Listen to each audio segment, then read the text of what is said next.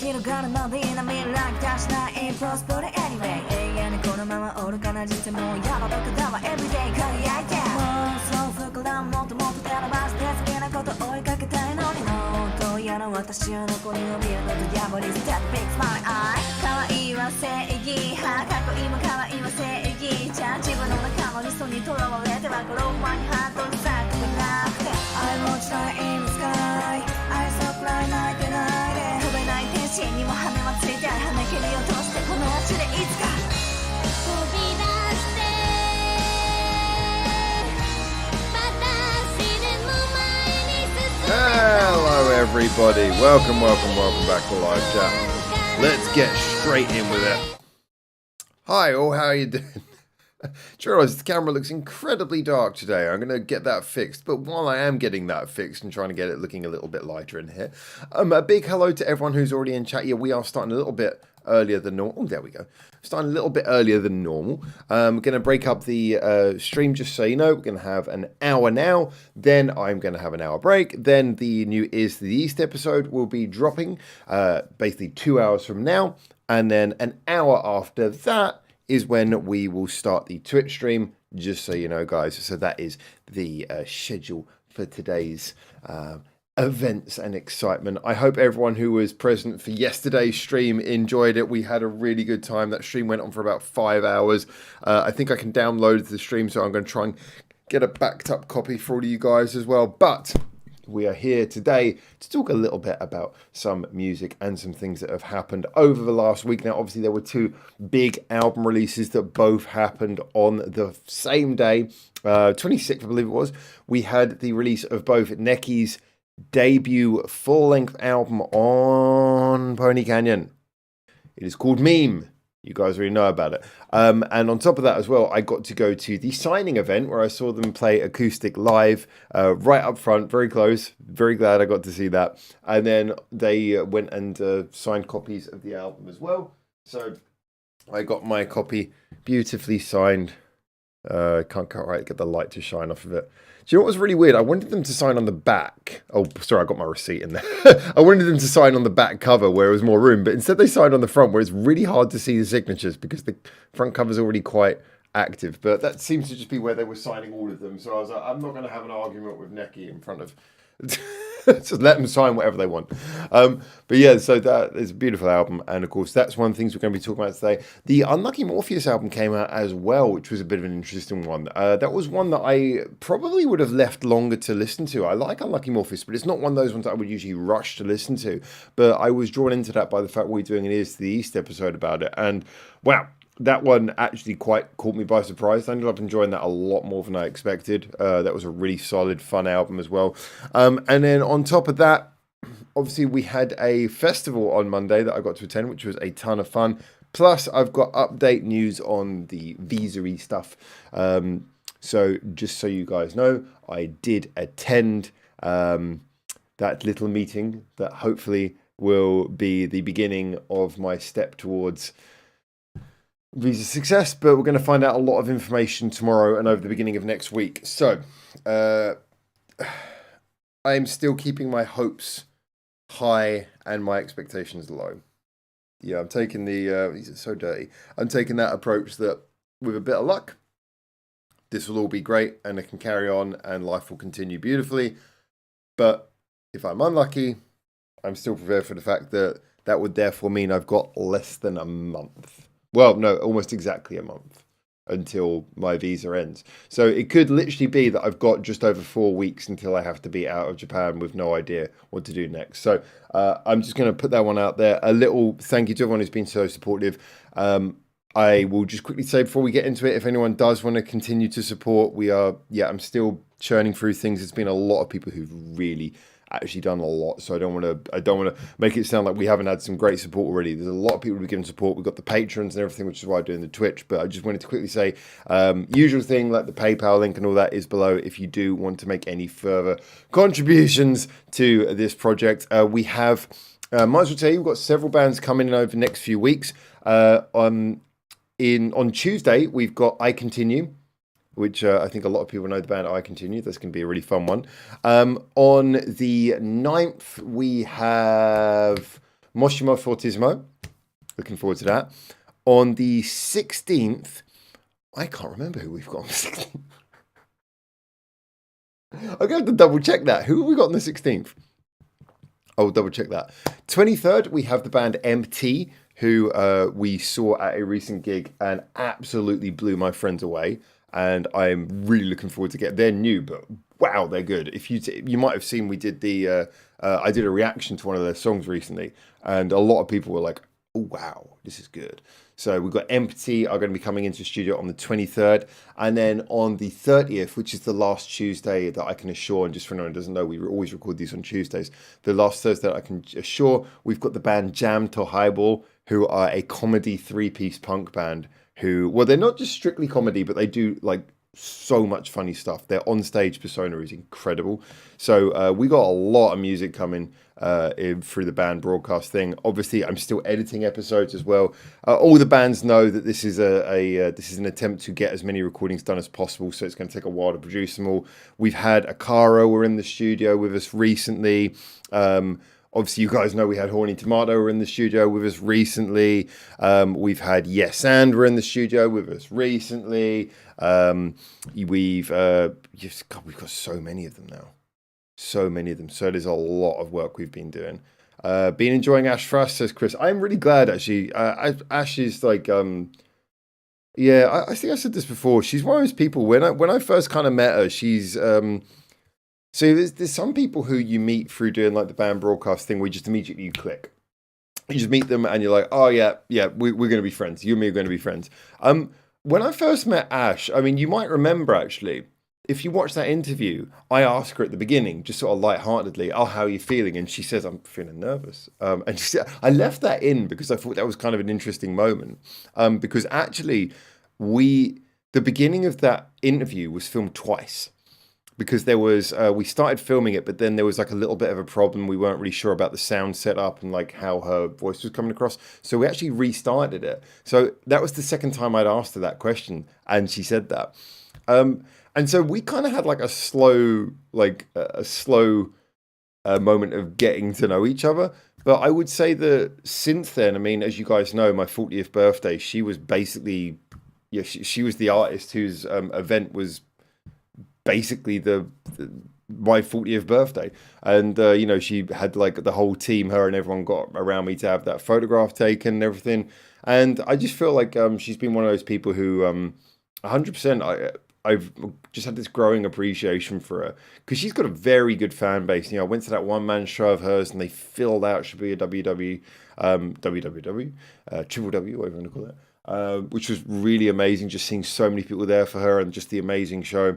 So yeah, I've just kind of got this growing respect for her. I really think that she's I always kind of respected her, but just one of those people who, when sometimes you get to know someone, you just think, nah, you really are just like everything that I thought you were by the image. Is like, no, you're the real deal. You're 100%. There's no fakery here. This person is like just the real deal, and she's very kind and just a very nice person as well.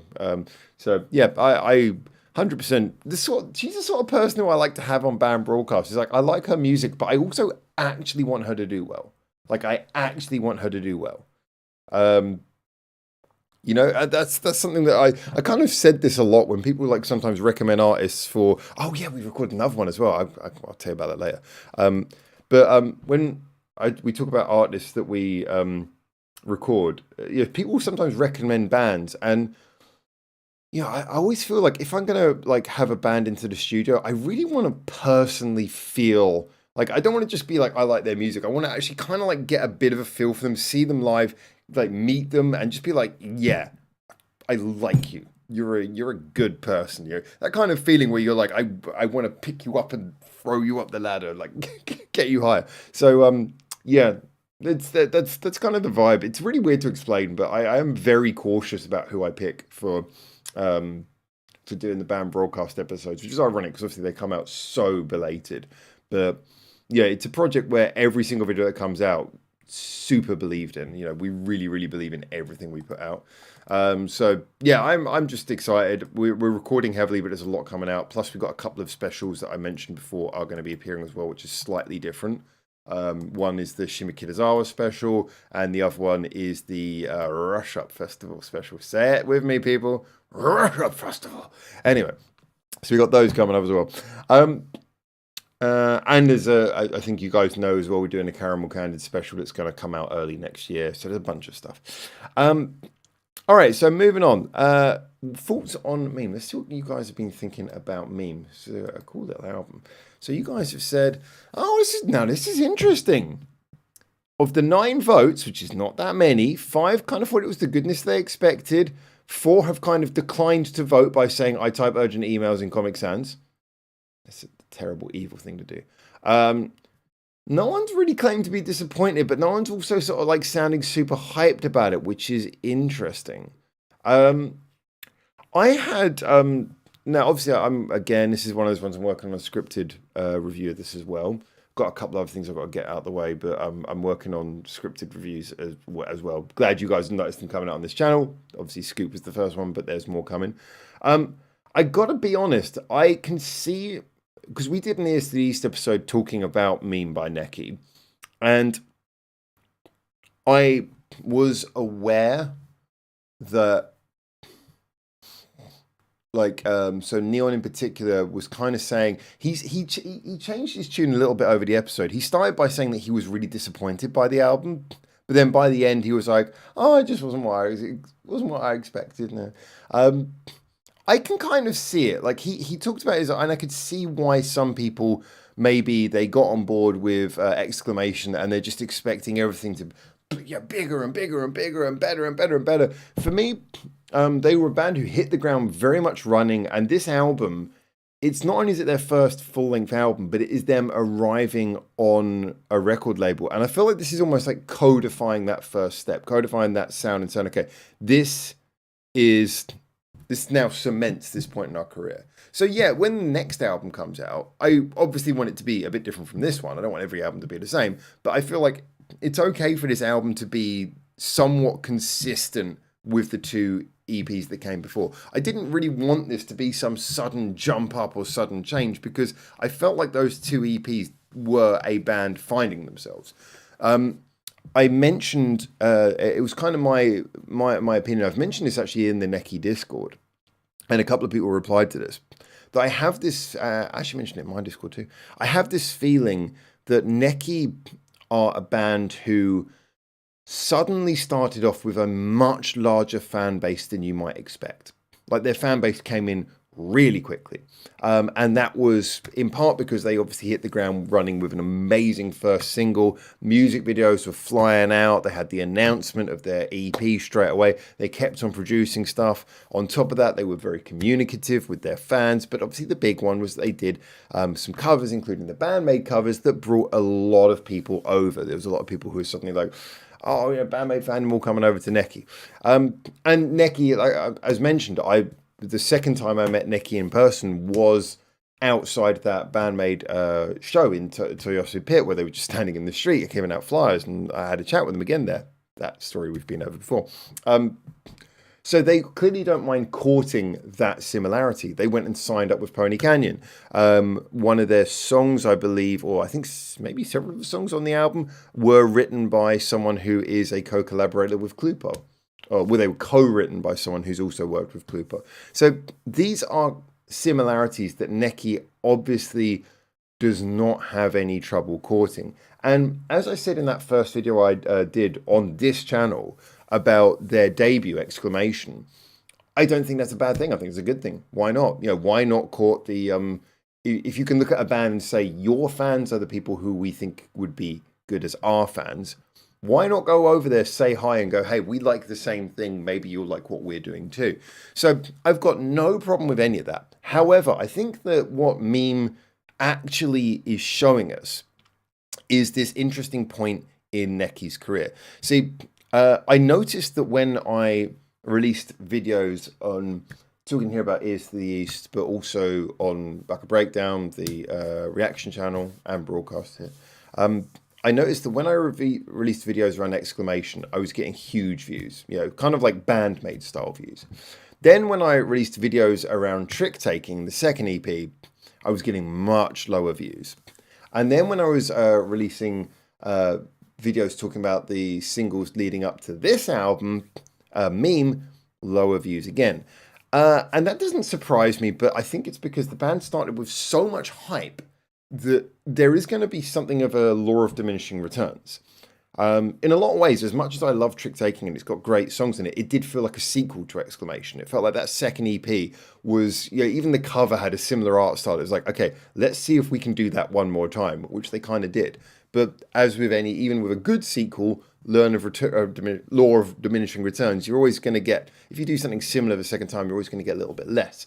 Now, I like the fact that Meme is them cementing, hey, this sound that we've been working on, we're going to do a whole album of it.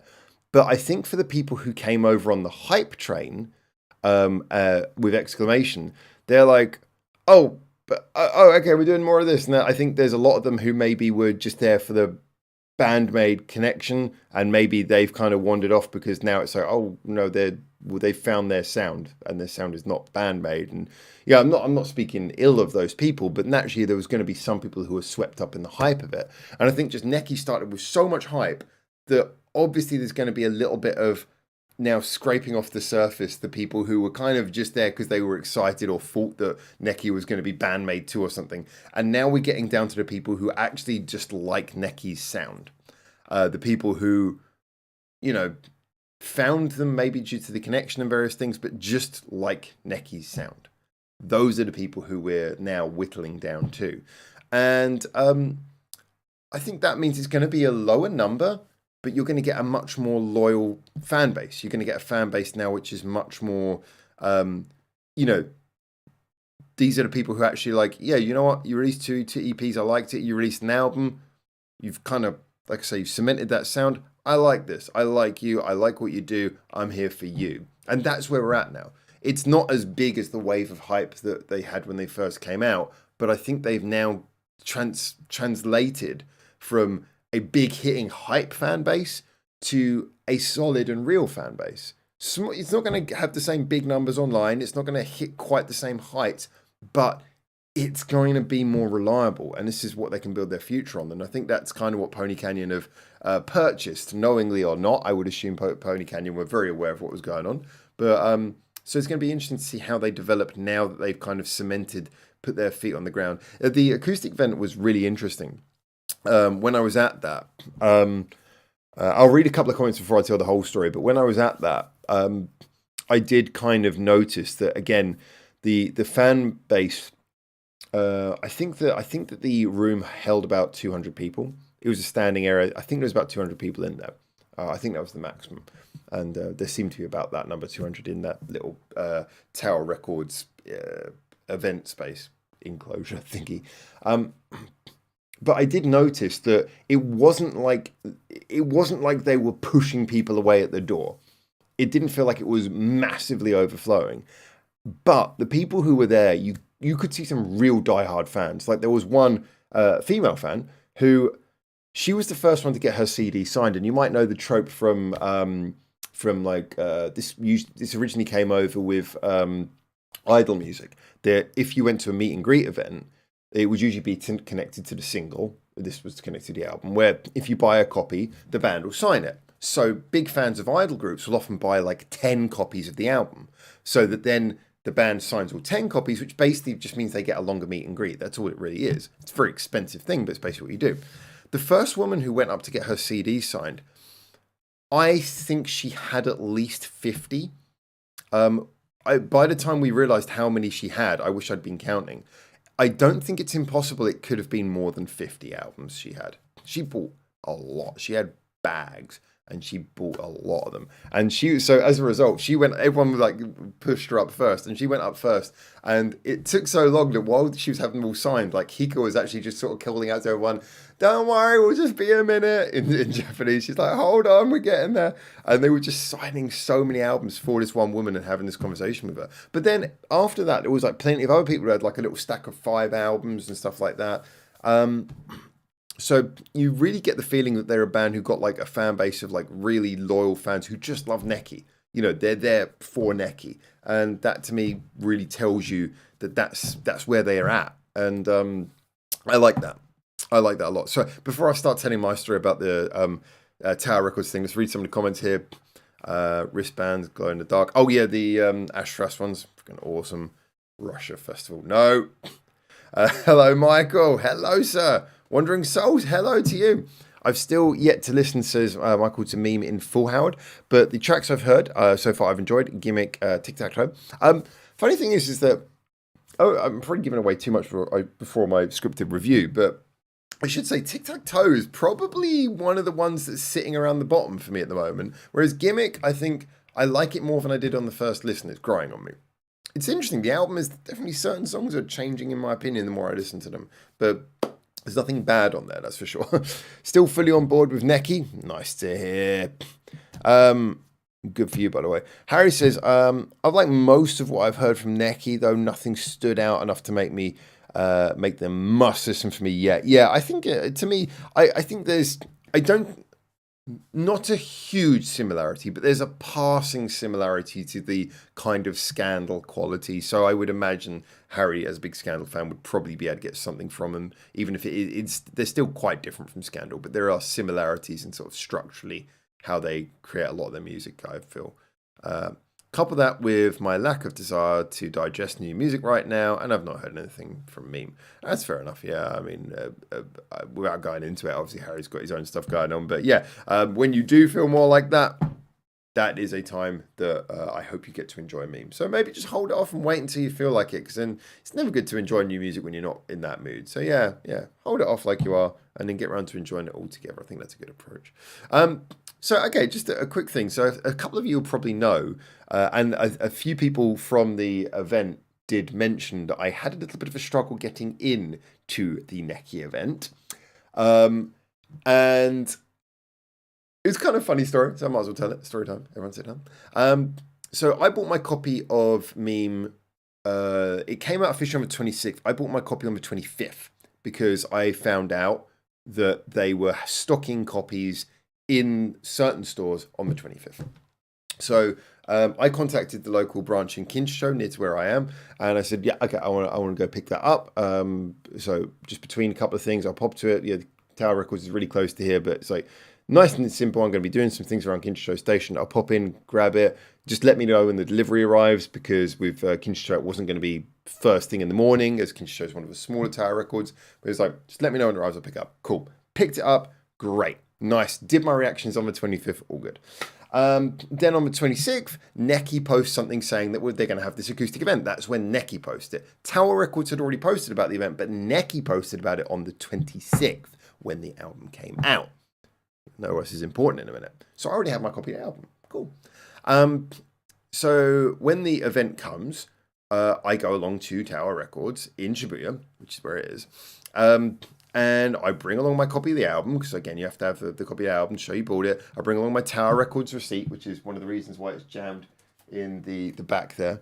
I think I showed you this, guys, before. If you watch reactions, this is not actually signed. The CD's signed, but that's just a printout receipt you get. And printouts for first editions, they do like the band's signature is printed out on the receipt.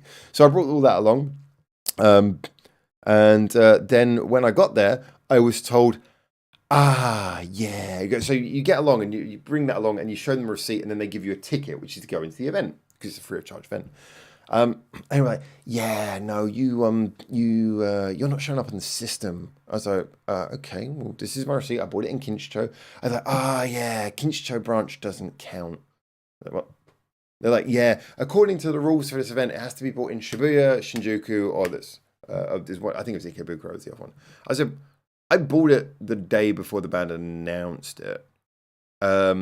So I was like, why can't this be counted? Because, you know, I didn't even know the event was going to happen at this point. And they were like, yeah, so it's the rules, we can't do it.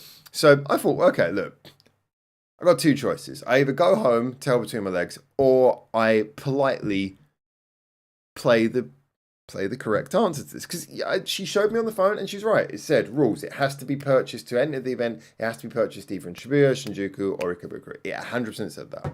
So I said to her, I was like, if you run my receipt, you'll see that I bought it the day before the announcement. NEK made the announcement for this, and I showed her NEK's post. I was like, so I bought it the day before, and I said, is Tower Records a franchise, or is it one business? And she was like, oh, it's a singular business. I was like, so, well, you got my money then. You got my money, and I bought it. Why can't someone work this out? And I just kind of posed it like that to her. Why can't someone work this out? I think it's fair that someone can work this out. And next thing I know, Karen mode enabled because she went and got the manager. The woman was really lovely, but you could tell she was kind of like just reading the rules because she was like, you can't come in. And they got the manager, and the manager was this lovely guy, and he brought another assistant with him who was an overseas worker, just to like help with the language, because again, my Japanese is it's okay, but it's not exactly what you'd call super nuanced. So like it was the manager and this worker came over, and they just kind of like spoke to me, and they asked me the whole situation. I explained the same thing again. I said to her, I'm really not being weird. You know, if you want me to go home, I'll go home. But I just said, look, here's the thing. I bought the most expensive version of the album. I bought the 4,500 yen copy of the album. It's like, Tower Records has my money. I bought it the day before it officially came out. You seriously telling me I can't come in? I was like, really? Yeah, they were like, okay, we will work this out for you. And they did. They worked it out for me. It took a little bit of rejiggling their system. I technically had to sell them my album, and then they had to sell it back to me so that the purchase could be transferred to the Shinjuku branch, Shibuya branch. But I will point out, I should say this as I'm streaming this online, they did say, yeah, we really shouldn't do that. I was like, look, look, it was, they were like, oh, we can never do that again. I was like, look, it's not my intention to do it again. I don't want to do this again. But, you know, this was not an intentional mistake, but they obviously have to say that. And so then, like, it's by the time it's all resolved, it's a couple of minutes till the event starts, and they're like, okay, so we've got to take you now to exchange for the event ticket. You've got to get your receipt, and now we've got to take you to the other counter on the third floor where you get the event ticket. So it's like, okay, go down to the third floor, and then there's like, okay, and then she gets out, it's like one of those little lottery boxes. You've probably seen these Japanese things if you've been there. It's like a little box, and it has a little hole in the top with the little diagonal things, and you have to put your hand in and pick something out. I was like, I'll just pick out the ticket. I'm thinking to myself, I hope I can. Yeah, so by the time I get back up to there, I'm going to be at the back of the queue, so I'm going to be standing at the back of the room, but at least I'll be inside. So put my hand in, pull out the ticket, thank you, good, go up to, and as I'm going up there, like I get to the back of the queue, stand at the back of the queue, okay. I'm looking, there's like about 200 people in front of me, like I say. And I'm thinking, oh, all right, I'll be standing at the back of the room, but at least I'm here. At least I'll still get the signed thing because everyone gets something, you know, gets the CD signed, so at least I get to say hi. And then, just as the doors open, everyone's sort of like crammed in. Everyone stops. They don't quite go all the way in. And then I hear them calling numbers. Why are these numbered? I thought this was just like order you go in. And I suddenly realized that whole putting your hand into the box thing is because you randomly get assigned a number. So I pull out my ticket, look at it, 25. 25 at 200 is a pretty good deal. So I'm like, And then they call 25. And so I'm like, run up to the front. And that's how I managed to get, after all of that, I got right to the very front. I only had one person in front of me. Unfortunately, he did have a very big head, which meant that I spent a bit of time, like, to see, like, Hika and Kanade, I had to, like, and then to see Natsu and Kokoro, I had to, and he was wearing, like, a baseball cap backwards. Yeah, very large hat. But that's fine. I have a large head too. So I was tall enough to see around him. That's the main thing. But I was right at the front. Absolutely enjoyed the whole thing, which is fantastic. And of course, because I was right at the front, when they went to do the signing, I was one of the first people to go up for the signing as well. So everything worked out just peachy. Anyway, there you go. Oh, man. All right, so look and see what everyone is saying. Oh, by the way, if you are expecting packages from me, there's a lot of packages I've currently got in the post, including several going to the US that are showing as being in going through customs at the moment. I know the US customs is super slow right now. Bear with me. I'll keep you informed on all of that. Let's have a look and see where we are on chat. Chris says, due to finally receive my order from DHL tomorrow, I will enjoy NEK finally. I've avoided all spoilers thus far. Well, I apologize for spoiling it. Michael says, oh, that's the Harry. Loon says, your name's not down, you're not coming in. Yeah, it was kind of like that, which is kind of weird because, as I said, I got the receipt, and this I respected. Again, I was pretty calm with them because, in my head, I was like, look, I know it's like if the rules are the rules and they can't let me in, I'll go away. And I was thinking, look, the worst thing happens if it goes away. What I'll do is I'll take a photograph of the receipt in front of the event poster, and I'll just post it on Twitter with a link and just say, can someone tell me why I wasn't allowed in? I thought that's what I'll do. I'm not going to make a big fuss, but I'm not going to say nothing if they don't let me in. So I was pretty cool with them, and I think that's why it went well. I just said, look, I just want to know. I spent the money, and they were saying, yeah, but Kincho isn't one of the stores. And she said, it's in Japanese. She said, it's not a nationwide thing. I said, Kincho's in Tokyo. It's like, this is the same city. And I think that's kind of where she was like, yeah, I'm going to have to call the manager. So, yeah, it was cool. Hello, it's Hot Jeff. Tower Records was a franchise at one point back in the day. Well, there you go. Yeah, apparently they're not a franchise here. Mirai says, that's one of the main. That was one of the main catch-22s I got them on, was saying, but you're not a franchise, right? So you still have my money, right? I'm like, I paid your company. It's the same company. There's no franchise deduction here. It's like, you're all the same company. So I paid like everyone else. Don't try this at home, kids. Or at Tower Records. Michael says, Tower Records was... Oh, we read that. Sorry. Mirai says, a baseball cap. Who wears hats, hoodwear indoors? Sad times. Do you know what, actually? I was thinking the same thing. I was like, he's wearing a hat. And then my brain suddenly went, Howard, you're wearing a hat. Rev says, when you post out CDs, etc., will you be giving tracking numbers? Yeah, a lot of tracking numbers are going out. I haven't actually sent out a lot of the ones where it's just kind of going fine and there's not been any problems. I didn't send a tracking number because I was just looking at it and it's going fine and people will just get it when they get it. But if there's any problems, I think the first person who had a problem, there was only one of them was going to France and it was going to Hanshiro. So I contacted Hanshiro straight away about that and we've exchanged that. Actually, similar thing for Chris. Yeah, Chris had a similar thing, so I shared the tracking number with him as well.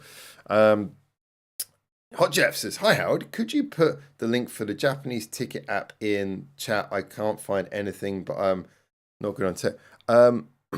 For the Japanese ticket app. Depends which one you're talking about. If you're talking about, because there's several, Live Pocket and Ticket are one, but the Japanese ticket app I use is Gig. Well, no, sorry. I use all of them because it depends on which company's applying. The only one I don't use is E Plus because they don't. You have to have a domestic phone number. But yeah. So do you mean the Eggs one? Because the Eggs one is the only one I've got as an app. I don't have a link to that though. I mean, you can just search that and you'll be able to find it. Seriously, it's really easy to find. It's spelled Gigs, Giggs, and it is the Eggs connected to Eggs. It's really easy to find. But I can't do that right now. I don't just have the link like in front of me. But and most bands are posting it. Like if you go to book a gig, a lot of them are posting that as well. So might be one we'll have to work out later. You might have to ask me about that in like Discord or something because I can't do that right now. But yeah, and maybe someone else can post a link to that. But yeah, that should be you should be able to Google that. You should be able to Google that. Eustace Postal Service. Yeah. Oh, well, hopefully everyone gets their stuff. That's the main thing. All right. So let's have a little look at the what you guys thought of the album, and then we're going to move on to talk about the next one. So of the 16 votes, one person's, it was not quite what they hoped for. That's fair enough. It happens. 19% saying above expectations. I'm liking that. 3 people genuinely pleased. We had 8 people who thought it was the goodness they expected. And then the remaining 4 like to type urgent emails in Comic Sans, which means that they just don't count. bad people. All right, that was cool. So yeah, a quick shout out as well. I have to mention about the fact that the Unlucky Morpheus album. So as mentioned, I heard that, and it has its weird moments. I think the intro feels really weirdly stuffed onto the beginning of the album. It feels like a good intro, but the transition between the intro and the first full-length song is a bit of a mess. It doesn't flow well. But as an album, one of the best flowing albums I've heard in a long time. It was like 38 minutes and it felt like 20. The thing flies by. Very fast album. Yes, Michael. Sent indeed. Yeah, there are some going the opposite direction, and I'm hoping they have more luck than the ones going to America, let's put it that way. The ones going to America should be fine, it's just they're all so delayed when they get to customs. It's really slow. But, actually, you know what? I'm going to see if I can get any updates for you guys right now. But, yeah, in all seriousness, though, like, oh, sorry, what was I talking about? I suddenly realised I was going to say something and I got completely distracted by that. Oh yeah, the Unlucky Morpheus album. The Unlucky Morpheus album is... this is a band where I've always respected them because I like their sound. But it's never a band I've really dived into. I mean, I've had some like Unlucky Morpheus albums will come up sometimes on Spotify if I leave it on in the background. I'll be like, oh, this is cool. But this was the first time I really sat down and listened to an album. I just thought, this is just nice. And it's funny because when we did Tears to the East, obviously I'm talking to Neon and Benedict, who are both like much more adherents of Unlucky Morpheus. And they're talking about how, oh, it's a balance between like the first one was the first one, like, oh no, not the first one, but a couple of albums ago it was really heavy. Then the album directly before was too poppy, which, you know, when metalheads say too poppy, that could mean anything. And then this one's like trying to be striking a balance between them. I was like, I don't really know either way whether that's true or not, but it feels like a very well balanced album. So, ooh. All right, a lot of those American ones have actually started going through. Wow. Okay, American peeps. If you are one of the Americans, then a lot of them have gone through. So, of the, how many did I had? 6 were currently sitting in American customs, and 3 of them have just gone through. Just left customs and are heading into America to come see you. One of them might be Harry's. I only have the tracking number. I don't have the name of the person right next to it right now. But yeah, JP post tracking says that some are on their way. Just checking my tracking number package in customs in LA. Yes. Yours is one of the ones that's still sitting in LA. I'm sorry. It's a long way from you. It's got to go from Los Angeles all the way to the East Coast. So yours has not even got halfway yet. So let's hope that the national post in America is nice and quick, which I hear it might be occasionally or might not be occasionally. So let's see and be hopeful. Yeah, so in all honesty, good albums. 2 good albums came out. Obviously, the NEK one was much more to my taste, much more my kind of thing. But the Unlucky Morpheus one, I really enjoyed that. It's weird because it's one of those albums where it flowed so well. I'm not 100% sure if I would eagerly come back to any individual track. I think it was called Blink of the Eye.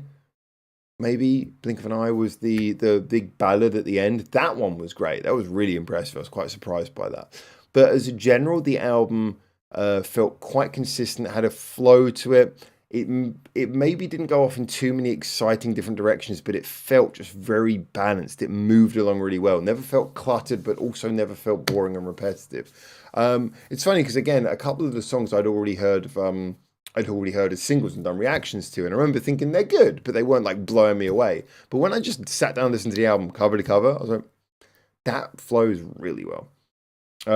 So yeah, great stuff. Unlucky Morpheus on top of the game. Now, one thing I will be quickly talking about as well, obviously on the Monday just gone, which was the day that James went back. I can't believe it's only been a week. I can't believe it. Yeah, it feels like it's been forever. But on the day that James went back, I went to the festival at Kabukicho, and I did finally get to see Wednesday Campanella for the first time ever. Yes, I saw him first time ever live at like lunchtime in Inception Juku. The most empty Zeppelin I've ever been into. There was a lot of people there, but this is a circuit festival, so it's not like going to a one-man show or something where like all the fans turn up. Because the thing, even on a circuit festival, it plays out a little bit like any festival in that, you have to pay a little bit more to get in. Your favorite band will probably be performing at a time that is not super convenient. You'll have to give up your entire day for the event, and they'll probably spend a little bit less time on stage than they usually would. So a lot of die-hard fans tend to miss festivals. But this was perfect because I was already there to see Caramel Candid, and well, oh boy, this gave me my first time chance ever to see Wednesday Campanella after... It's weird because so many of you guys have seen them. So many people in this chat have seen Wednesday Campanella live, but the weird thing is that I never super knew anything much about the members until a few years ago, but just as a band, just as music, I've been listening to Wednesday Campanella for 12 years. I think more than that now. It's got to be at least 13 years now I've been listening to Wednesday Campanella. So it was just kind of that feeling of, hey, I've been listening to this group forever. I'm going to finally get to see them live. It was amazing. Really great. It was what you'd expect from a festival type show in that it wasn't too over the top, but they had a lot of fun. She walked through the crowd, followed by a big inflatable dinosaur. Walked right past me and everyone else. And then jumped up on the stage, performed with a giant NEK. The director jumped out as well in a cow outfit and started dancing around with it as udders flailing. It was really cool. Surely you heard of Overfest? Yes, I heard of Overfest. I don't remember saying I didn't hear of Overfest. Might have to clarify what your point is there, Michael. So I'll wait to see what Michael says on that one. But yeah, the festival started off really well because of obviously all of that, and that was a lot of fun. But then I came out of that Wednesday Campanella just feeling kind of really refreshed. I went to see Me Minor next. Me Minor were playing at a live house that I'm not gonna deny. I don't think I want to say the name of it, but it's a live house in Shinjuku that I just don't like. And a lot of the really good bands were there. And the reason I don't like it is because I think I've mentioned this before. And again, I'm not gonna name drop venues unless I really have to. But there are some, not many, just a couple of venues where they feel venues should feel nice and welcoming and packed in. I like the venue where you feel packed in, you're jumping around everyone, it's nice, and you've got a really good atmosphere. I don't like the ones that feel claustrophobic. And I think what makes a venue feel claustrophobic is that feeling of, if I wanted to get to the exit right now, I couldn't. And I'm not just talking about because of people. I'm talking about because the exit is in a really awkward place and the room's a really weird shape. And it was one of those venues, and I've been there a couple of times before, and I don't like it. I feel uncomfortable in there. And the worst thing still is that the venue's a weird shape, which means most of the people, even though it's a small venue, most of the people are not getting a clear view of the stage. So yeah, Me Minor were performing in there, and I really wanted to see them, and I enjoyed it. But I got to be honest, just the atmosphere wasn't bounced. Me Minor are amazing live, so good. But the atmosphere just wasn't bouncing because it's not a comfortable venue. It's not a good live house. I feel really bad saying that, which is why I'm not going to say the name of the venue. But it's I don't like that live house. It just didn't feel good to me. And it's a shame because I really like the band. If you want to find out, you can just do the research and find out. But please, I'm not saying that opinion publicly because obviously a lot of people work very hard in there. Don't find it conducive to fun, that venue. And also, it feels like a goddamn fire risk as well. So yeah, I saw Me Minor, but I felt a little bit like coming out of the Me Minor one. I was like, I much preferred when I saw them in other places. I was like, this just the venue didn't work for me. So I came out of that one thinking, okay, that was cool. Like the band. Shame that the atmosphere was a little bit dead. Not the band's fault. And then I went over to Loft Bar, which is where Caramel Candid were playing, and I saw the couple of bands before, which I'd seen do another event with Caramel Candid the month before. And I saw those bands, and then Caramel Candid came out, and yeah, they're doing great, and they were doing great, and it's nice to see them somewhere other than Daisy Bar, because they've been all their shows are at Daisy Bar at the moment, so it's nice to see them somewhere other than Daisy Bar for the first time in quite a while. Or as you know, they did do Mosaic the other day with Hanayoi, but yeah, it was nice to see them outside of Daisy Bar nonetheless. As much as Daisy Bar, I really like. Too loud, but I love it. But that's an example of a really good venue. But it was nice to see just them on a different stage, and it was like Loft Bar is like a really small stage. It feels like you're performing in the side of a bar, and the stage is just kind of in a corner circle, not that high raised. So as they were playing, they're kind of playing in this like corner thing, like eye level with the stage. I met a couple of new fans there. There was a couple of girls there who were young Japanese women. And they were jumping along, and it was so funny. They were jumping along, and then one of them ran up to me, and she's like, "Oh, I know you're the guy you're the jumping guy." I was like, "Yeah, okay, I'll take that." And she's like, "Oh, can I get a photograph of you?" So we did a photograph together and everything. I was like, "Okay, it's nice." I'm getting people are taking photographs of me for being that guy who's at the show. It's like, okay, cool. But yeah, like we jumped around with them. We all had some fun. Yeah, it was really good. This atmosphere was really cool. That was nice. And then after that, there was a couple of bands I wanted to see, but I'll be honest with you, I hadn't had much sleep. Like the night before the festival, I can't remember what it was. I think it was because the whole thing with James was leaving then. So so James was there, then we had the live stream, then we had live chat and all of that. And so we went to sleep at like 6 a.m. And then like the bracelets were like 10 a.m. At Shinjuku, so I had to leave at 9 a.m. So I got like 3 hours sleep before going to the festival. So I was feeling just a little bit, like when you're not feeling ill, but just because your body's tired. Like you got the adrenaline, but your body's tired, so you just kind of feel like there's a mismatch. Your body's just like not where your brain is. I was starting to feel a bit like that. I did a couple of purchases of things that people would ask me to buy from Caramel Candy. Did them, got them away, enveloped up and sent off. And then I kind of thought I was just going to kill a bit of time until Haku being the last act. And Haku were performing, unfortunately, at that venue. Not the one that Caramel Candy were playing at, but the one that I didn't really vibe with. So yeah, I got to see Haku. Very good. I saw from quite far back because it was pretty crowded in there. And to be honest, I didn't want to get deep into the venue just because of what the venue was like, but it was nice. I'm not like one of these people who's like super, super like, oh my God, Haku's the best. But I really enjoyed them. I thought they were good, and they've just kind of kept alive all the things that I've felt I liked about them.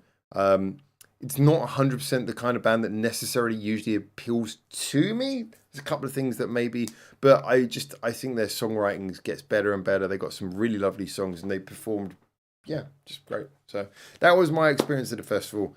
Good time. But let's read a couple of comments in here, because I see comments coming in. So we'll read a couple of these before we jump in a little bit to the final round, because we've got 10 minutes to go. Yes, says Chris. So surely, so Overfest. Are you going to Haku on the 29th of December, hoping you'll cover it on your gigs in December show with Choka? I wasn't intending to. Haku are a little bit bigger than the bands I would, because Haku's now quite a big thing. When we do John will usually do the big name bands. I don't know, Haku are kind of in that area. It's also, like I say, it's a group who I like, but it's not a group who I'm like super excited about. So there's nothing negative about them, but when I'm looking for like my bests, I probably would not necessarily. Yeah, I wouldn't necessarily focus so much on Haku, but I might have a look at that one. We already had our list. We've already kind of done the recording for it, but I'll have a look at it. I mean, I'm not going on the 29th myself. Again, I like Haku, but I'm not like a sort of massive ticket buying fan. So it's probably one of those ones where I see them at things like, when it's at a circuit festival, I see them, but I don't know, my feeling might change, but it's one of those bands, again, I like them. I'm just not like massive fan. It's kind of like, oh, it's a good band. Yeah, kind of that, you know, what kind of thing I mean. Kind of band where if they're on and they're at a venue you're at, you'll definitely go see them, but you're probably not going to go out your way specifically to see them. So Michael says, Manatee, Ashfrast and Disconnect Sandrinin performed at Overfest. I know. I am very aware of that, Michael. In all fairness, Manatee, Ashras, Disconnect, Sandrillion, Akara, and I Continue all perform at a lot of festivals together. They do a lot of festivals, like circuit fests, I mean, and Thai bands. So this is not the first time those bands have performed together, but yes, they did all perform together. That is correct. There's some really good things, but you tend to find those groups tend to spend a lot of time together. It's really cool as well. Disconnect, Sandrillion have become one of those too. So basically, all those groups I've met several times now. Disconnect, Sandrillion I've met once. Sorry, Sandrillon. I call it Sandrillion. I can't pronounce Sandrillon. It's weird. Edison. Oh, Edison. Okay. Edison. Are you kicking your feet under the table out? I mean, I like Edison, but obviously I'm a fan from way before Edison. Like my fandom of Wednesday Camp. That was maybe the one downside. I loved the Wednesday Campanella show. Don't get me wrong, but obviously I'm a fan from a period of Wednesday Campanella where they were never going to play any of those songs. I was like, okay, that's fair enough. In a way, I know that like ever since Utaho's joined, it's weird. It's like it's become a brand new group. But at the same time, they've continued the sound that means that old fans still feel very welcomed by the new music. I do, however, think it's a shame that when Utaha comes on stage, she doesn't really seem to perform any of the old songs because, there's still Wednesday Campanella songs. I still want to hear those. So, I would still like to hear her do some of those, but yeah, that's fair enough. Again, I'm not surprised, and actually, I wasn't expecting her to do any of the old songs, but it would have given me one hell of a boost if she had. But still, I was just happy to see Wednesday Campanella. Although there is one thing, there was one cameraman there, and I'm trying to find out if he belonged to the venue, the event, or the band, because I got to the fucking front row. I was up against the barrier, and when you're on the front row, you can't move much left or right. This guy, photographer, he stood directly between me and her for like 2 songs and was just taking photographs, upright, not leaning down, just standing in front of me. And I even tapped him on the shoulder, like, fucking move. Because it was like, that's not professional photography. You do not do that. Gig photographers, they move. He didn't. He just stood there in front of me, blocking my view. And so, I did actually send a message off just saying, I sent a message with a photograph of the back of his head. Like, someone have a word. Because that's some bullshit. Where was it? Yeah. So, wait. This motherfucker, that's all I could see. Just his fucking head. Like that. And I am at the front. There is no one in front of me. I am at the front. So, I've put in I just sort of, again, trying to be polite, just saying, I think you should find out who this guy is. And I even actually, at one point, I even looked over to, like, the door staff at the side. Like, the stage door staff. Because they got nothing to do with security. And I was like, let's go. But no one did anything about it. I was like, that wasn't good. But yeah, just I'm complaining about stuff today. It's really bad, but yeah. Livehouse, referring. The Livehouse you were referring to wasn't Tokyo? No. It wasn't Tokyo Shibuya Milky Way because it was in Shinjuku. And one thing that is not in Shinjuku is Tokyo Shibuya Milky Way. That much we know. YouTube. What YouTube? You're the jumping guy. I will say, when I get up to have my signatures done by NEK all immediately recognized me, and I did like the fact that they were like, oh yeah, he did a reaction to every single song on the album. I was like, yes, I am that guy. Michael Howard, see Haku on the 29th. That's close to time years. Got a hoot out of Japan. Well, hopefully I don't have to hoot out of Japan, but yeah, it looks like that's the way it's going to be. Well, I've got Caramel Candid on the 30th, and on obviously the 4th, which is the last day of my visa, I have got the Trident NEK 2-man show, which is like just, oh my god, if that is the last show I get to see, well, I'll live with it, but it's going to be heartbreak. Haku is being enough that they did a joint show, kind of. Yeah, no, they're very big. They're very big at the moment. They got like a lot of subscribers going on. If you had to take a guess of how many live concerts you were able to attend this year by the end of the year, what would your quick guess be? I feel like I've done at least one a week. There have been some weeks where I haven't been to gigs. There have been some weeks where I've been to 2. So I would take a quick guess that 50. 50 would be my guess. Assuming that we count a circuit festival as one gig. If we don't count a circuit festival as one gig, then a lot more. But I would probably guess 50 would be a fair guess. Might be more. I do actually keep all my tickets, but James took a lot of my prized possessions back in a little security box, just in case there's any problems. I gave him like a security box full of like my most prized possessions, and I included in that like my little sleeve that has every single ticket. I keep a ticket from every single show. Some have e-tickets where you can't, but every single physical ticket went in there, including wristbands and stuff. And he took that back, so I could always just count that. Mark, hello. We're about to finish, Mark. I'm sorry, but hello anyway. How do you wish to be called? Howard. Yeah, Howard's okay. You can call me Howard. You can call me whatever you want within reason. Just as long as I know you're talking to me, that's fine. But Howard's nice. Thank you. I appreciate that.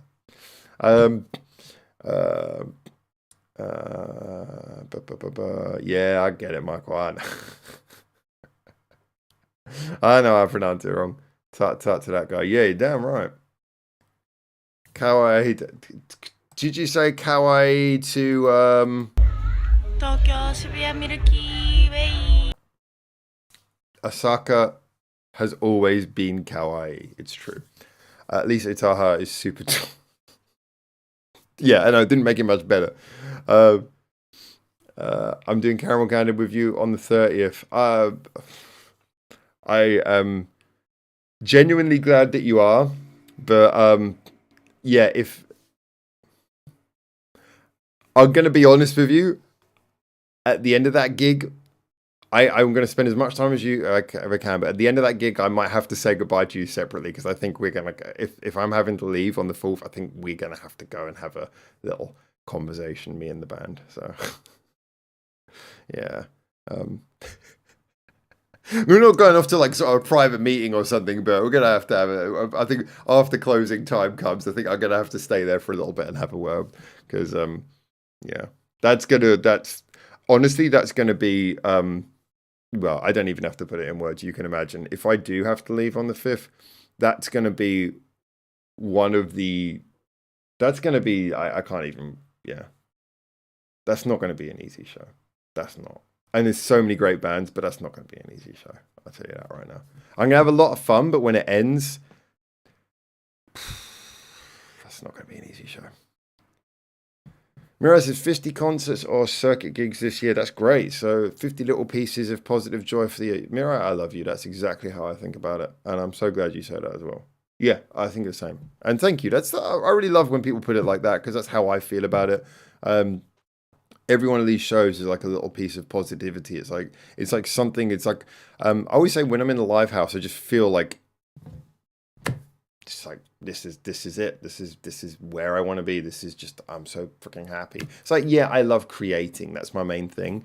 But everyone needs their place that they can switch off. And I'm a pretty neurotic person. I've never been good at switching off. And just the one place where I feel like I can switch off, Japanese live house. It's the one place where I can just be. That's my zen place where I can jump around and destroy my shoes. I take off my shoes now when I go in, just because I jump so much that I've broken too many shoes. That's become a bit of a meme as well, that everyone will see like my bag will be up against the wall and then my shoes will be on top of it. I jump without the shoes. So yeah. Clock's ticking on your visa. How? Bro, can you not? It's not. I don't like that. But I know you're joking, so it's okay. But yeah, let's not do that. Yeah, especially considering I'm about to wrap up now. On that beautifully sensitive note. All right, guys. Thank you so much for tuning in. Honestly, it's been lovely. So in 1 hour from now, Ears to the East, really fun episode. It's got a couple of the questions are going to be related to bands, but there's a couple of fun ones in there that you might not expect as well. Benedict did a great job. That'll come out in 1 hour, and then 2 hours from now, I should be nice and rested and ready to do the Twitch. So I'll see you over there. Anyway, Love to you all. Thank you so much. Let's get the bog roll out. Oh, yeah, do not angry. I completely forgot that you should not. Do not angry. What? No. Oh. Do not angry, okay? Yeah! Don't angry. All right, guys. So, yeah, I'll see you over on Twitch in a couple of hours, but I'll see you in 1 hour on Ears to the East. Remember to be there for the premiere. The premiere is already linked up, so you can set your notification. Go check it out. It's going to be a fun episode. Remember, you can be in chat giving your answers. See if you know more than me and Neon do. It's quite possible you do, because we're all awesome. Thanks to all of you. Thank you to Chris, to Trick, to Michael, to Mark. I always want to call you Matthew, but Mark. Thank you to Harry. Thank you to everyone. To Purple. Thanks for being here. Hot Jeff. We're going to have a good time on the 30th. I promise. I'm not just going to be a quivering wreck. I'll try to be a human being, at least for a little bit. Thanks to Nguyen. Thank you to Mirai, as always. You guys are epic. So much thanks to all of you. I will see you next time. But until I do, for now, see you over on East to the East, then on Twitch.